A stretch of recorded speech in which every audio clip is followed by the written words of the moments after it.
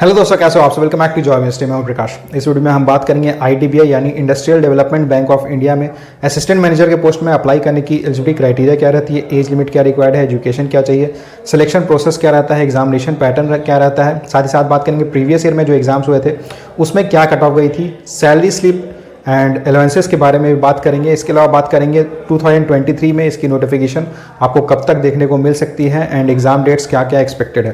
तो सारी चीज़ों के बारे में डिटेल में बात करते हैं। सबसे पहले नोटिफिकेशन के बारे में बात कर लेते हैं। तो इससे पहले जो रिक्रूटमेंट होती थी आईडीबीआई में असिस्टेंट मैनेजर के पोस्ट में, वो एक्चुअली पीजीडीबीएफ एक कोर्स होता था, उसके लिए होती थी। पहले आपको मणिपाल यूनिवर्सिटी से पीजीडीबीएफ कोर्स करना होता था एंड उसके बाद उसमें लगभग 9 months to 1 year आपकी ट्रेनिंग वगैरह चलती थी, क्लासरूम प्रोग्राम्स रहते थे एंड उसके बाद आपको ज्वाइनिंग मिलता था डायरेक्ट आईडीबीआई में एज असिस्टेंट मैनेजर। लेकिन इस बार से एक्सपेक्टेड है कि आईडीबीआई डायरेक्ट रिक्रूटमेंट लेगी असिस्टेंट मैनेजर के पोस्ट में, क्योंकि पहले क्या होता था कि पीजीडीबीएफ कोर्स में एक्चुअली 3.5 लाख रुपीज़ लगते तो बहुत सारे कैंडिडेट्स उसके लिए रेडी नहीं होते थे। तो बहुत सारे कैंडिडेट्स जिनका इवन सिलेक्शन हो जाता था आईडीबीआई में असिस्टेंट मैनेजर के पोस्ट में, वो भी पीजीडीबीएफ कोर्स नहीं करने जाते थे, क्योंकि 3.5 लाख बहुत बड़ा अमाउंट हो जाता है। तो इस बार एक्सपेक्टेड है कि आईडीबीआई असिस्टेंट मैनेजर के पोस्ट के लिए डायरेक्ट रिक्रूटमेंट लेगी।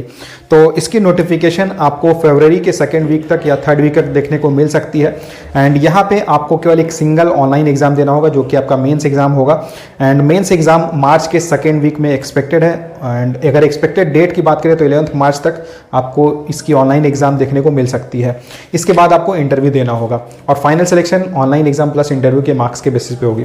तो यहाँ ऑल इंडिया कैंडिडेट्स अप्लाई करने के लिए एलिजिबल है, मेल फीमेल दोनों ही अप्लाई कर सकते हैं। एज लिमिट की बात करें तो अप्लाई करने की मिनिमम एज 21 ईयर्स है एंड मैक्सिमम 28 ईयर्स है, लेकिन अगर आप कैटेगरी में आते हो तो आपको एज में रिलैक्सेशन मिलेगा। एजुकेशन क्वालिफिकेशन की बात करें तो अगर आपने ग्रेजुएशन किया हुआ है किसी भी स्ट्रीम में तो आप यहाँ अप्लाई करने के लिए एलिजिबल हो। सिलेक्शन प्रोसेस की बात करें तो जैसा कि मैंने आपको बताया, यहाँ पे आपको एक सिंगल ऑनलाइन एग्जाम देना होगा एंड उसके बाद आपको इंटरव्यू के लिए कॉल किया जाएगा और final selection online exam plus interview के मार्क्स के बेसिस पे होगी।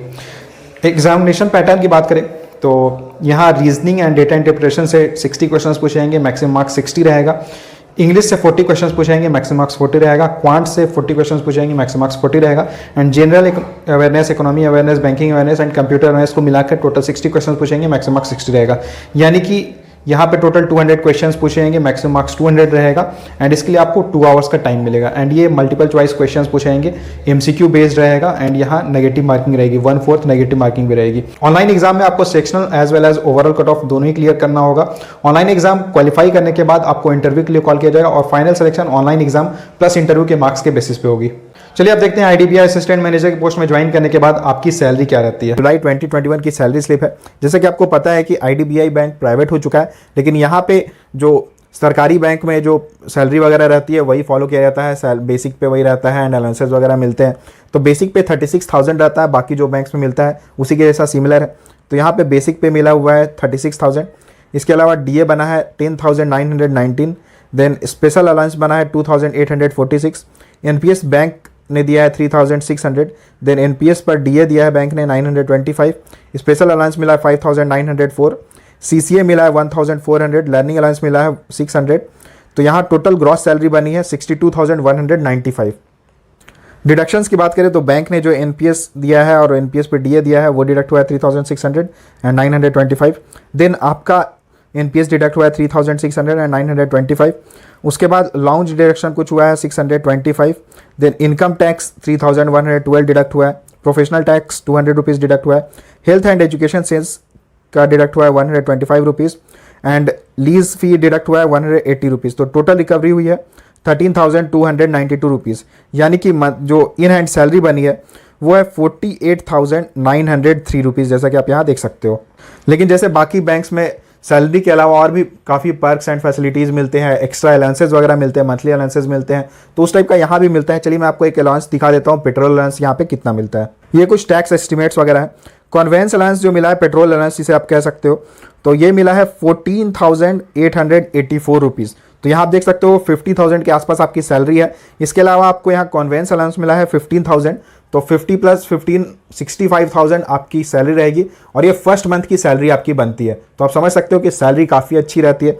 आईडीबीआई के असिस्टेंट मैनेजर की जॉब प्रोफाइल की बात करें तो जैसे किसी पब्लिक सेक्टर बैंक में आपकी जो जॉब प्रोफाइल रहती है एज पीओ के पोस्ट में, वही सेम जॉब प्रोफाइल आपकी यहाँ रहती है, यानी कि बैंक से रिलेटेड सारे वर्क आपको करने होते हैं। असिस्टेंट मैनेजर की जो जॉब प्रोफाइल आप देखते हो, इसके रिलेटेड मैंने एक सेपरेट वीडियो भी बनाई जिसमें मैंने सारी चीज़ें डिटेल में बताई है कि असिस्टेंट मैनेजर के पोस्ट में या बैंक में जब आप एज पीओ ज्वाइन करते हो तो आपकी क्या क्या जॉब प्रोफाइल रहती है, क्या क्या काम आपको करना होता है, उसके रिलेटेड मैंने सेपरेट वीडियो बनाई हुई है। वीडियो के लिंक मैं डिस्क्रिप्शन बॉक्स में डाल दूंगा, आप वहाँ जाके सारी डिटेल्स देख सकते हो। चलिए बात करते हैं इससे पहले ITBI में असिस्टेंट मैनेजर के पोस्ट में जो एग्जाम हुई थी उसमें कट ऑफ क्या रही थी। इससे पहले ITBI असिस्टेंट मैनेजर की नोटिफिकेशन 2022 में रिलीज़ की गई थी, तो हम 2022 में जो कट ऑफ थी वो देखने वाले हैं।